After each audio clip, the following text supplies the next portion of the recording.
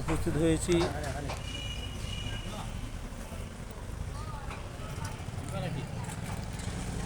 কই চালু হয় এই যেটা হয়েছে পাঠা দিলে না হবে তো দাঁড়া তো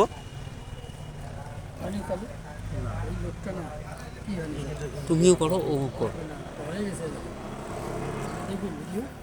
দেখবো না যেটা বললেন চালু করতো হচ্ছে তো হচ্ছে বাদ দেওয়ার কথা হলো চালু করতে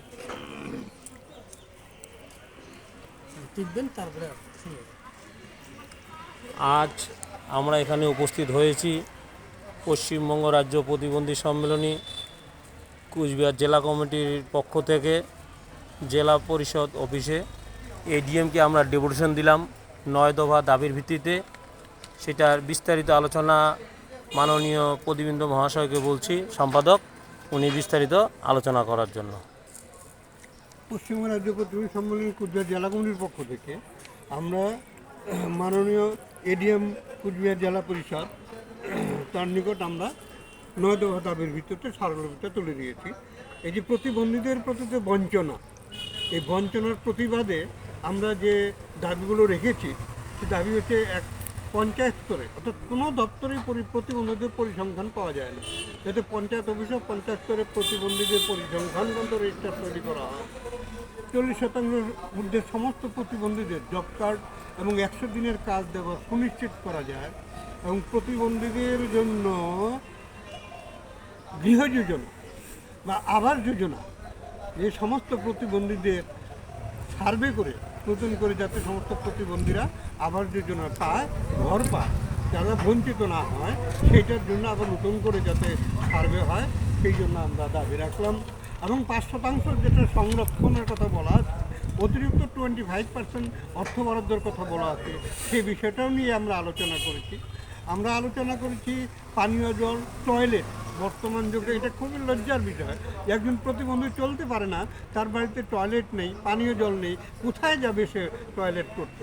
তো এবং সারা দেশের সাথে সামঞ্জস্য রেখে অভিন্ন পরিচয়পত্র ইউটিআইডি কার্ড যাতে দ্রুততার সাথে দেওয়া যায় সেই বিষয়ে আমরা আলোচনা করেছি। অন্তর্দয় যোজনায় সমস্ত প্রতিবন্ধী পরিবারগুলিকে অন্তর্ভুক্ত করতে হবে।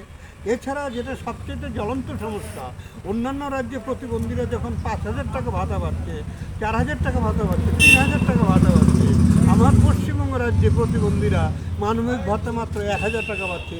এটা নিয়ে আমরা তীব্র আপত্তি জানিয়েছি এবং এই ভাতা যাতে অবিলম্বে 3,000 টাকা প্রতি মাসে করা যায়, প্রতিবন্ধী পরিবারকে দেওয়া যায়, সে বিষয়ে আলোচনা করেছি এবং আলোচনা খুব সুন্দরভাবে আলোচনা হয়েছে।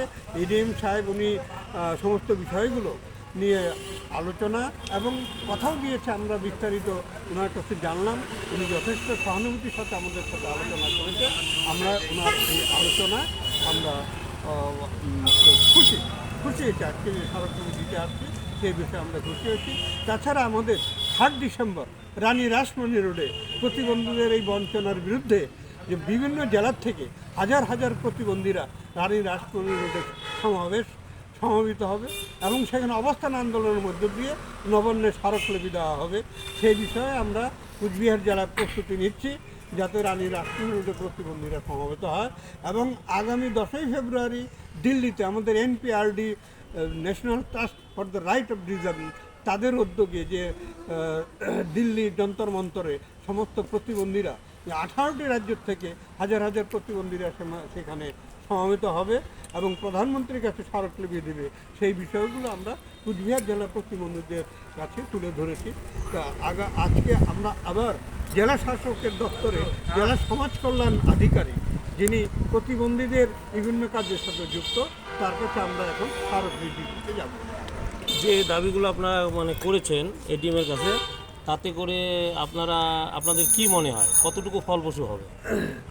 আজকে আলোচনার সাথে আমরা যে সমস্ত দাবিগুলো নিয়ে বিস্তারিত আলোচনা হলো, তাতে আমরা অনেকটা আশাবাদী যে উনি যথেষ্ট সচেষ্ট এবং ওনার এখতিয়ারের মধ্যে যতটা আছে উনি করবেন, এটা আমরা আশা করি।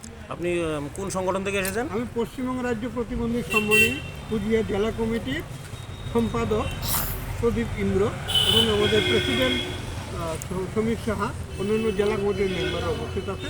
পশ্চিমবঙ্গ রাজ্য প্রতিবন্ধী সম্মেলনী কুচবিহার জেলা কমিটির পক্ষ থেকে আজকে আমাদের কর্মসূচি। ধন্যবাদ।